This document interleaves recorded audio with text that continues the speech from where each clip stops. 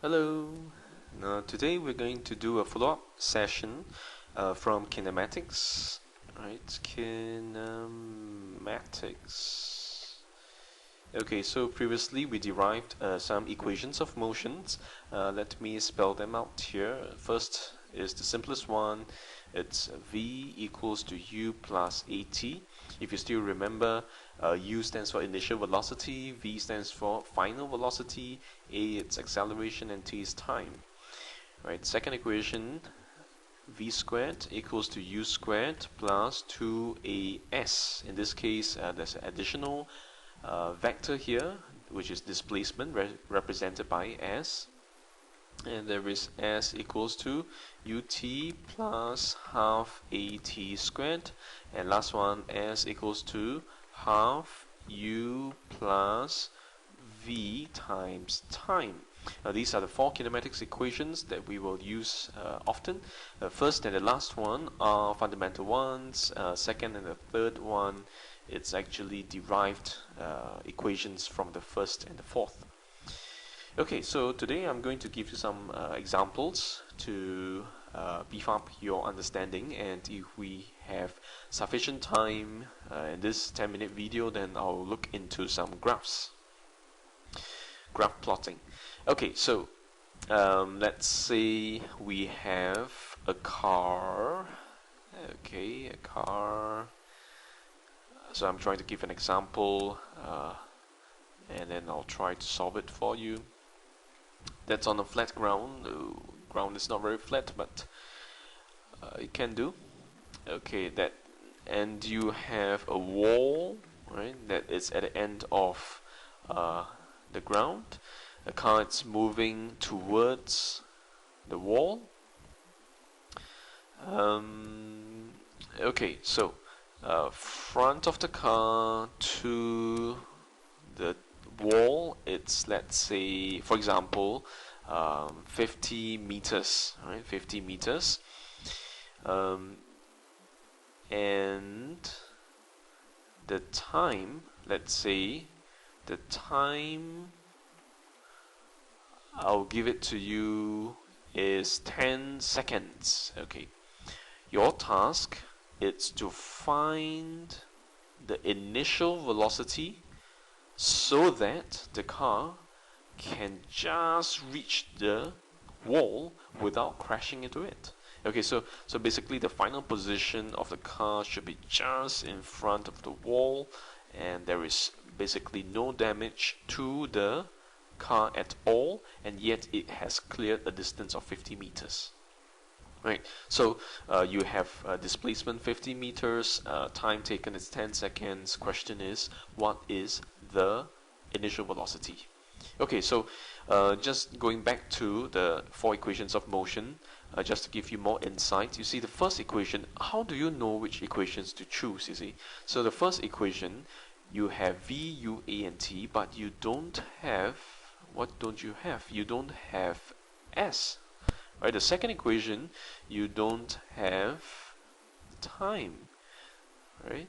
The third equation, you don't have v, which is your final velocity, and the last equation, you don't have acceleration. So in this question, what do you have and what don't you have? Your task is to find the initial velocity. At a glance, I realize that I don't have my acceleration. Right, so I can use the equation s equals to s equals to half u plus v times time. Displacement is 50, right, equals to half. Initial velocity, it's what I need to find. What do you think is the final velocity? Now this, you have to know this. Right, time taken is to be 10 seconds. So what is the final velocity of the car? Obviously, if the car were to stop just in front of the wall, final velocity needs to be 0, right? So you can do some rearrangements, right? Bring over the 2, you get 100 equals to 10u, right? This implies, therefore, that my initial velocity is 10, because 100 divided by 10, it's 10 meters per second, right? Okay, so this is a linear motion, right? It's traveling on horizontal ground, right? So all the directions involved it's horizontal. Let me give you another example. Now I give you example of a hot air balloon, right? Hot air balloon. Okay, let me draw it out here. Hot air balloon is rising, right? You are in the balloon and you stick out your hand and you have a ball in your palm, right? At the height, at the height of say 80 meters, okay, 80 meters, you release the ball by opening up your palm, right? At this moment, which is also the case as the previous moments when the hot air balloon is rising, say the hot air balloon has been rising for some time at 12 meters per second, right? And at a height of 80 meters, you release the ball by opening up your palm. A question I would like to ask is, what is the time taken, right? What is the time taken for the journey, as well as the final velocity when the ball just before the ball hits the ground? Right, so I repeat myself. You have a hot air balloon that's rising at 12 meters per second. At the instant when the sphere, a ball in your palm, it's 80 meters above the ground. You open up your palm and you release the ball. So obviously the ball will fall downwards. Right, so my question is, what is the time taken for the ball to reach the ground from the time you release your fingers, as well as what it is the final velocity of the ball when it just hits the ground, right? So, or rather, just before it hits the ground. Okay, so let's try this. In this question, very importantly, you have to assign your direction. Right, so let's say upward is positive. You could have assigned downwards as positive, that's fine. Then your values will just have the opposite sign to what I have assigned here. Right, so it doesn't matter whether you assign downwards or upwards as positive. More importantly, you assigned a certain direction to be positive, which means whichever vector is pointing upwards, you have to give it a positive value. Okay, so let me work on this example for you. Upwards, what is upwards? My initial velocity, it's pointing upwards at 12 meters per second, so this is going to be 12 meters, right, per second. Okay, what is not intuitive to most people is that the initial velocity of the sphere is upwards with 12 meters per second. Right? This is the initial velocity of the ball. Right? Because when you release your fingers, the ball, the moment just before you release your fingers, the ball is moving upwards with a speed of 12 meters per second. Inertia. Right? This is the concept of inertia. So the moment you release the ball, it shouldn't have started with zero velocity, right? It should already have 12 meters per second as its speed. Okay, now the displacement on the other hand, it's negative, right? Because the final position is at the bottom, the initial position is at the top, so the displacement would have been downwards, right? Would have been downwards.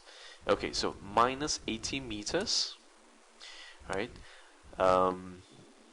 Acceleration due to gravity, which is pointing downwards as well, so minus 9.81 meters per second squared. Right, task is to find the time taken. So which equation would you use? Okay, let's take a look at a couple of the equations. I could use S equals to ut plus half at squared. Right? Now, working on this, it's going to be a bit difficult because here you have a quadratic equation to deal with, right? But no problem, you should have the prerequisite knowledge for this.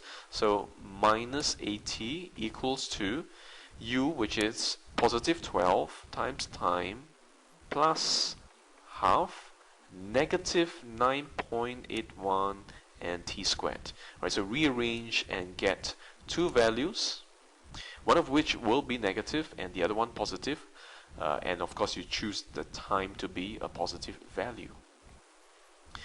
Right, second equation that you can use to find velocity, right?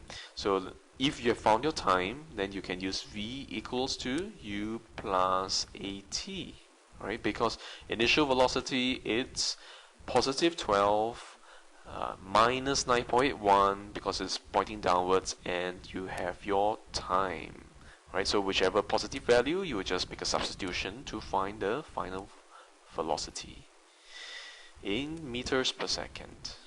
Okay, you can type up your calculator and fill in the values. Okay, so for today's session, I'll end here. Okay, thank you very much.